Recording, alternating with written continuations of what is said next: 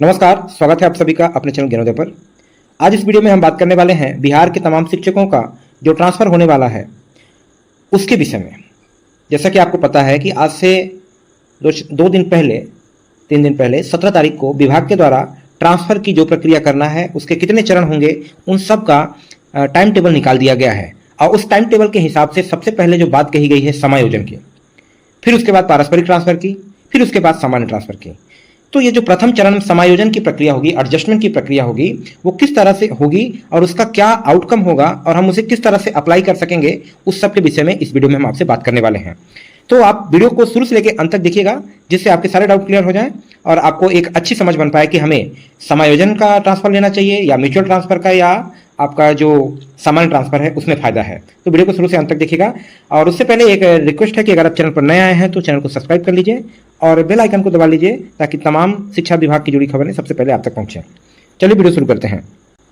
जैसा कि आपको पता है कि 17 तारीख को बिहार सरकार शिक्षा विभाग के द्वारा ट्रांसफर के लिए ये एक लेटर निकाला गया, जिस लेटर के माध्यम से तमाम चरण जो ट्रांसफर के होने वाले हैं उन सब की प्रक्रिया, टाइम टेबल किस तारीख से किस तारीख तक क्या होगा वो बता दिया गया है। तो इसमें प्रथम चरण में जो कहा गया है समायोजन, समायोजन पारस्परिक स्थानांतरण हेतु आवेदन की प्रक्रिया, मतलब ये जो एडजस्टमेंट होना है, एडजस्टमेंट की बात कही गई है, एडजस्टमेंट और म्यूचुअल की, सबसे पहले इसी पर बात किया करेगा, यही काम होगा। तो ये किस प्रकार से होगा और इसमें क्या विभाग कर रहा है उसी की अपडेट आपको देने वाले हैं। तो जैसा कि आप देख सकते हैं यहाँ पर बताया गया है कि एडजस्टमेंट की जो प्रक्रिया है म्यूचुअल ट्रांसफर की, इसके लिए आपको 29 जुलाई से 5 अगस्त तक अप्लाई करना होगा।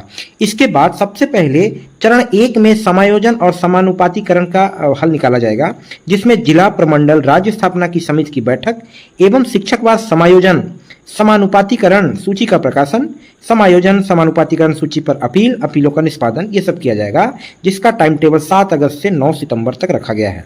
और इसके बाद म्यूचुअल ट्रांसफर की प्रक्रिया की जाएगी, जो कि 10 से 14 सितंबर के बीच में किया जाएगा। और उन सब के बाद में सामान्य स्थानांतरण 16 सितंबर तक किया जाएगा। तो ये जो एडजस्टमेंट है, तो सबसे पहले तो एडजस्टमेंट ही होगा। और इस प्रक्रिया में होगा क्या, तो मैं आपको एक सबसे पहले एक चीज दिखाता हूं कि एडजस्टमेंट होगा कैसे। अभी आज एक बेगूसराय जिला के एक प्रखंड के द्वारा एडजस्टमेंट के लिए जो भी वैकेंट सीट हैं उसको निकाल दिया गया है। इसमें मुख्य रूप से 3 बातें समझना है, 2 बातें 3 बातें। बात यह है कि सबसे पहले हर एक पर्टिकुलर ब्लॉक से ये वहाँ के तमाम स्कूलों के जितने भी बच्चों का इनरोलमेंट है उनकी संख्या मंगाई गई है। उसके बाद वहाँ कार्यरत जितने टीचर हैं उनकी संख्या मांगी गई है।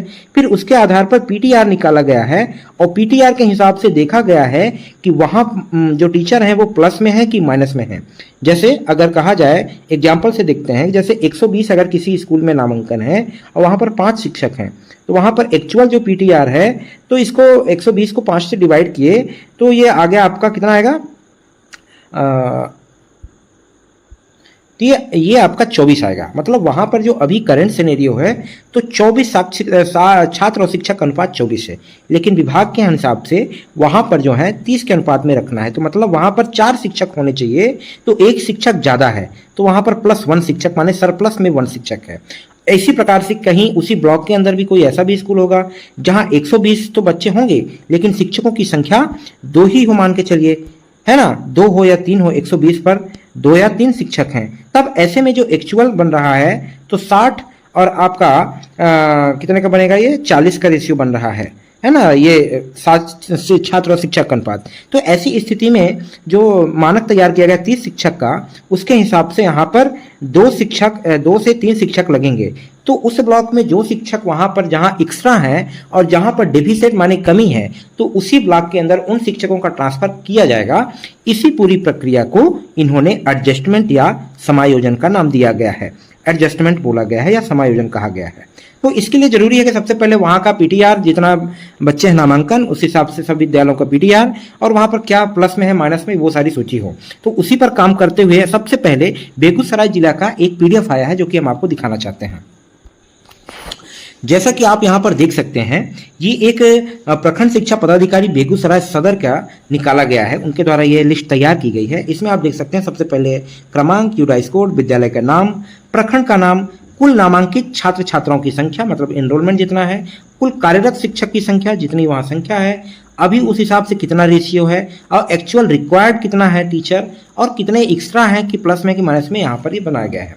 जैसे यहाँ पर आप देख सकते हैं कि अगर एक ये विद्यालय हम देखते हैं, जैसे ये है जीपीएस निपनिया टोला लाखों में बेगूसराय में, यहाँ पर टोटल बच्चों की संख्या 175 है, कार्यरत शिक्षक जो है 9 हैं। तो वहाँ पर जो अभी एक्चुअल पीटीआर बन रहा है 19 है, जबकि होना कितना चाहिए वहाँ पर 30 के हिसाब से होना चाहिए। इसलिए वहाँ 30 के हिसाब से 6 शिक्षक की आवश्यकता होनी चाहिए। यहाँ पर ये देखिए एक्चुअल रिक्वायरमेंट में 6 शिक्षक डाला हुआ है, ये देखिए यहाँ पर 6 शिक्षक डाला हुआ है, लेकिन वहाँ पर अभी कार्यरत कितना है 9 है, मतलब 3 शिक्षक प्लस में है, तो यहाँ पर +3 या 3 लिखाया गया है। इसी प्रकार से आपको कहीं पर माइनस वाले भी शिक्षक हैं, जैसे यहाँ पर देखिए ये आपका एक है स्कूल इसी ब्लॉक में, ये आपका लोहिया नगर में, यहाँ पर 71 बच्चों का नामांकन है, लेकिन शिक्षक एक ही है।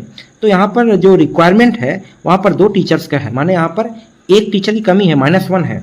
तो यहाँ पर इसी ब्लॉक के टीचरों को जो समायोजन के तहत वहाँ ट्रांसफर चाहते हैं उनसे एप्लीकेशन लिया जाएगा। अब होगा क्या, तो होगा सबसे पहले ये प्रक्रिया कि सबसे पहले जो आपका 28 जुलाई से खुलने वाला है उसमें 2 तरह के ऑप्शन आपसे मांगे जाएंगे। एक तो आप एडजस्टमेंट के लिए अप्लाई कर सकते हैं, एडजस्टमेंट के लिए, और साथ में उसके म्यूचुअल के लिए भी।